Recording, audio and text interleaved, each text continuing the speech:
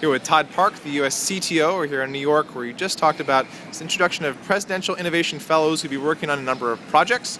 I wanted to talk about the fourth one. We've already talked about three, which is about mobile payments overseas to USAID. Yes. What's the story? What's the problem you're solving? What's the solution?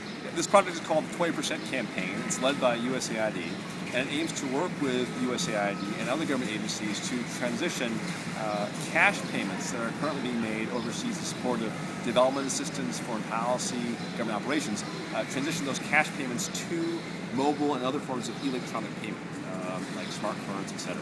The situation here is that, just take USAID as an example, USAID pays its contractors electronically, but the contractors overwhelmingly pay folks over the last mile in cash. For example, the contractor in Afghanistan who's building roads pays the road builders in cash.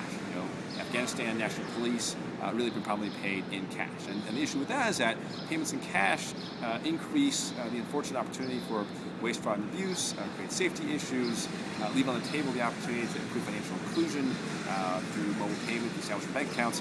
So it's a big deal. Just to bring this home, as one example, the Afghanistan National Police recently have been pursuing a pilot where police in a province have started to get paid via mobile payments instead of cash.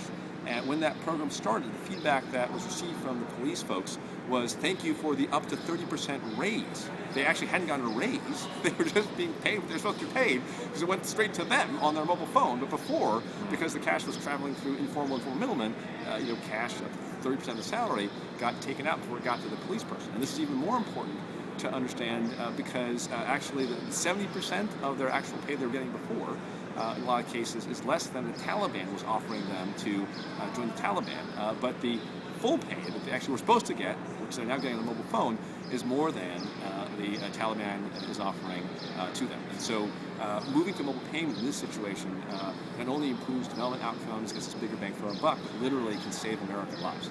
And so the effort is to actually trigger movement from cash to mobile electronic payment in these kinds of situations. Now, this also strikes me as a case where e-government, in this case mobile government, is leading to digitization and automation of a process that was previously profoundly analog, which is Yes. the cash payments, and is leading to, it sounds like, removing some corruption, increasing transparency Yes. and accountability. Yes, absolutely. Is this particular trend something you're seeing elsewhere in government, where e-services are leading to more open and accountable, efficient, less corrupt government?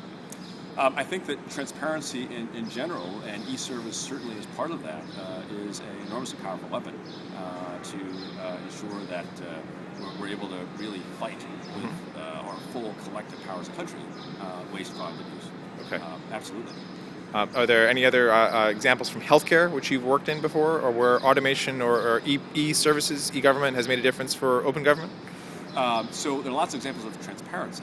For example, the publication by Medicare of quality performance statistics for hospitals and nursing homes has led to demonstrable improvement in many of those outcomes over the last 5 years. Okay. Well, thank you. Well, people can look up what should they look for online for an example of that. There was actually a recent report published by the Centers for Medicare and Medicaid Services that looked at actually the improvement in metrics for quality for hospitals and other healthcare providers over the course of the last 5 years. Okay. It showed a lot of progress on a bunch of different metrics. All right.